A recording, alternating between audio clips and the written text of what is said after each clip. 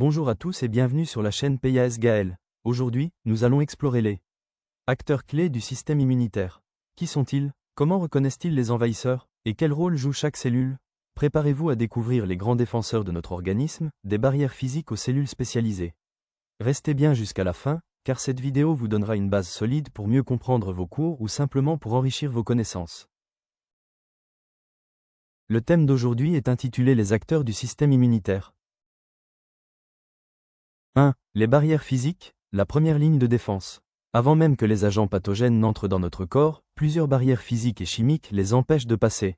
La peau, une barrière mécanique solide qui empêche l'entrée des micro-organismes. Les muqueuses, présentes dans les voies respiratoires, digestives, urinaires et génitales, elles sécrètent du mucus qui piège les agents pathogènes. Les sécrétions, comme la salive, les larmes et les sécrétions vaginales, contiennent des enzymes capables de détruire les bactéries.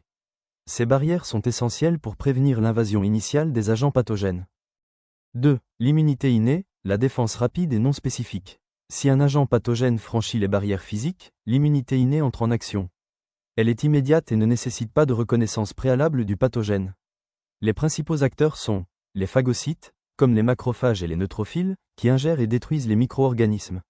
Les cellules NK, Natural Killer, elles reconnaissent et tuent les cellules infectées ou cancéreuses sans avoir besoin d'une activation préalable. Les granulocytes, tels que les éosinophiles et les basophiles, impliqués dans les réactions allergiques et la lutte contre les parasites. Les mastocytes, présents dans les tissus, ils libèrent de l'histamine et d'autres médiateurs lors des réactions allergiques. Le système du complément, un ensemble de protéines plasmatiques qui, une fois activées, peuvent lyser les cellules pathogènes et favoriser la phagocytose.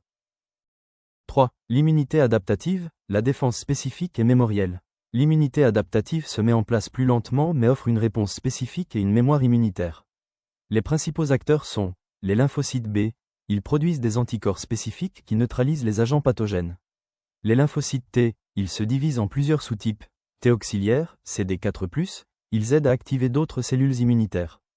T cytotoxiques, CD8+, ils détruisent les cellules infectées. T régulateurs, ils modulent la réponse immunitaire pour éviter les réactions excessives. Ces cellules sont capables de reconnaître des antigènes spécifiques grâce à leurs récepteurs uniques. 4. Les messagers, cytokines et interleukines. Les cytokines sont des protéines sécrétées par les cellules immunitaires pour communiquer entre elles. Elles régulent la croissance, la différenciation et l'activité des cellules immunitaires.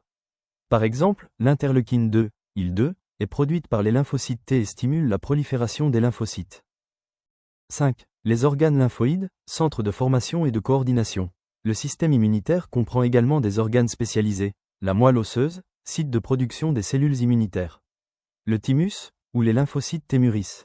Les ganglions lymphatiques, ils filtrent la lymphe et sont des lieux de rencontre entre les antigènes et les cellules immunitaires. La rate, elle filtre le sang et participe à la réponse immunitaire. Ces organes assurent la production, la maturation et la coordination des cellules immunitaires. Conclusion. Le système immunitaire est une armée complexe et bien organisée, composée de multiples acteurs qui travaillent ensemble pour défendre notre corps contre les agressions. Comprendre ces acteurs et leur rôle est essentiel pour appréhender les mécanismes de défense de notre organisme. Merci d'avoir suivi, likez, abonnez-vous et partagez pour la suite.